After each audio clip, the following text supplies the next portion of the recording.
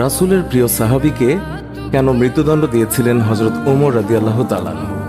পিতাকে হত্যার অপরাধে তার দুই পুত্র এক যুবককে টেনে হিঁচড়ে খলিফা ওমর রাদিয়াল্লাহু তাআলা আনহুর দরবারে এসে হাজির হল।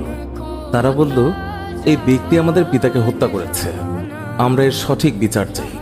খলিফা ওমর রাদিয়াল্লাহু তাআলা আনহু ওই যুবকের কাছে তার বিরুদ্ধে আনা হত্যার অভিযোগের ব্যাপারে জানতে চাইলে যুবক বলল, অতি ক্লান্তি অনুভব করার কারণে আমি একটু খেজুর গাছের নিচে বসে বিশ্রাম করতে গিয়ে ঘুমিয়ে পড়ি। উঠে দেখি আমার উট আমার পাশে নেই। খুঁজতে গিয়ে যখন সামনের দিকে এগিয়ে যাই তখন তার মৃতদেহ পাই, যাকে ওনাদের বাবা বাগানে প্রবেশের জন্য পাথরের আঘাত করে মেরে ফেলেছে। এই বিষয়ে যখন আমি তার সাথে কথা বলতে যাই তখন অনেক কথা কাটাকাটি হয়েছিল এবং বাকবিতণ্ডার এক পর্যায়ে আমি তাকে পাথর দিয়ে আঘাত করে ফেলি, যার ফলে তিনি মারা যান, যা ছিল সম্পূর্ণ অনাকাঙ্ক্ষিত একটি ঘটনা। এর জন্য আমি ক্ষমা চাইছি। বাদীরা বলল, আমরা মৃত্যুদণ্ড চাই।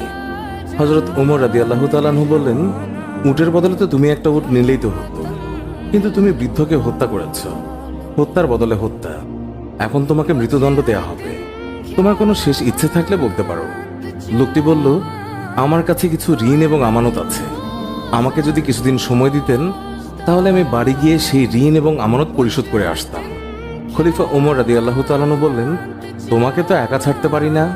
তুমি যদি তোমার তরফ থেকে কোনো জিম্মাদার রেখে যাও তবে কিছু সময়ের জন্য তোমাকে মুক্তি দিতে পারি। যুবক তখন দুঃখিত হয়ে বলল, এখানে সবাই আমার অপরিচিত, না কেউই আমাকে চেনে না, আমিও কাউকে চিনি না, সুতরাং আমার জামিনদার হবার মতো কেউ নেই। তখন হযরত আবু যর গিফরি সবার মধ্যে দিয়ে বললেন, হুজুর, আপনার যদি অনুমতি থাকে তবে আমি হতে চাই যুবকের জমিনদার। তার এই কথাতে সবাই অবাক হয়ে গিয়েছে, কারণ তিনি ওই যুবককে চিনতেন না, জানতেনও না, কিন্তু তারপরেও তিনি জমিনদার হতে রাজি হয়েছেন। খলিফা বললেন, আগামী জুম্মাবার পর্যন্ত যুবককে মুক্তি দেয়া হলো।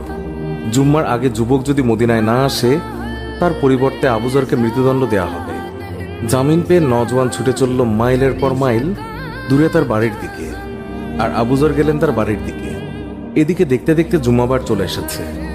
নওজোয়ানের তো কোনো খবরই নেই। হযরত ওমর রাদিয়াল্লাহু তাআলা আনহু রাষ্ট্রীয় পত্রবাহকে পাঠিয়ে দিলেন আবু যর গিফরি রাদিয়াল্লাহু তাআলা আনহুর কাছে। সেই পত্রে লেখা ছিল, আজ বাদ জুমা সেই যুবক যদি না আসে তবে আইন মোতাবেক আবু যর গিফরি রাদিয়াল্লাহু তাআলা আনহুর মৃত্যুদণ্ড কার্যকর করা হবে। আবু যর যেন জুম্মার প্রস্তুতি নিয়ে মসজিদের নবীতে সঠিক সময় উপস্থিত হয়। খবর শুনে পুরো মদিনায় থমথমে অবস্থা। একজন নিষ্পাপ সাহাবী আবু যর গিফরি আজ বিনা দোষে মৃত্যুদণ্ডে দণ্ডিত হবে। জুম্মার পর সবাই মসজিদে নবীতে হাজির, সবার চোখে পানি। জল্লাদও প্রস্তুত। জীবনে কতজনের মৃত্যুদণ্ড দেওয়া হয়েছে তার হিসেব নেই, কিন্তু আজ কিছুতেই চোখের পানি আটকাতে পারছে না। আবু যরের মতো একজন ভালো সাহাবী আজ কিনা বিনা দোষে মৃত্যুদণ্ডে দণ্ডিত হচ্ছে, এটা কেউই মেনে নিতে পারছে না। এমনকি মৃত্যুদণ্ডের আদেশ প্রদানকারী খলিফা ওমর রাদিয়াল্লাহু তাআলা আনহু তিনিও অনবরত কাঁদছেন, তবুও আইন নিজের গতিতেই চলবে। তখন আবু যর গিফরি রাদিয়াল্লাহু তাআলা আনহু নিশ্চিন্ত মনে হাসি মুখে এক কোনায় দাঁড়িয়ে মৃত্যুদণ্ডের জন্য প্রস্তুত। জল্লাদ ধীর গতিতে আবু যর গিফরির দিকে এগোচ্ছেন আর কাঁদছেন। জল্লাদের পা যেন আজ সামনের দিকে এগোচ্ছেই না, কেউ যেন তার পায়ে পাথর বেঁধে দিয়েছে। এমন সময় এক সাহাবী জল্লাদকে থামিয়ে বলল,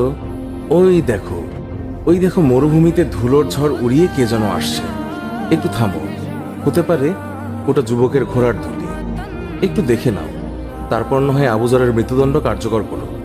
কাছে এলে দেখা যায় ওটা ওই যুবকেরই ঘোড়া। যুবক বলল, হুজুর, বেয়াদবি মাফ করবেন, পথে যদি ঘোড়া পায়ে ব্যথা না পেত তাহলে সঠিক সময়ে এসে পৌঁছাতাম।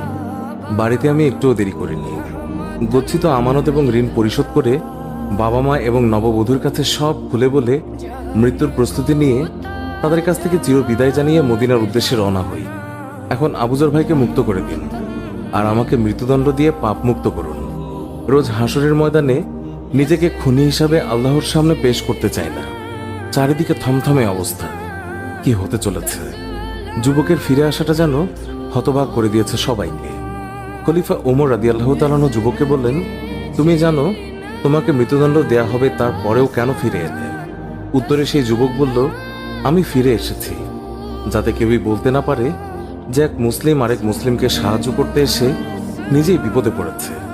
এবার হজরত ওমর রাদিয়াল্লাহু তাআলা আনহু হজরত আবু যরকে জিজ্ঞাসা করলেন, আপনি কেন না চেনা সত্ত্বেও এমন একজনের জামিনদার হলেন?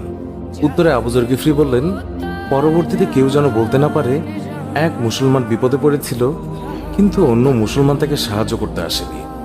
এমন কথা শুনে বৃদ্ধের সন্তানদের মধ্যে একজন হঠাৎ করেই বলে উঠল, হে খলিফা, আপনি ওনাকে মুক্ত করে দিন, আমরা তার উপর করা দাবি তুলে নিলাম। হজরত উমর বললেন, কেন? উত্তরে সে বলল, কেউ যেন বলতে না পারে এক মুসলমান অনাকাঙ্ক্ষিতভাবে ভুল করে তা স্বীকার করার পরেও অন্য মুসলমান তাকে ক্ষমা করেনি। সুপ্রিয় দর্শক, এই ছিল আমাদের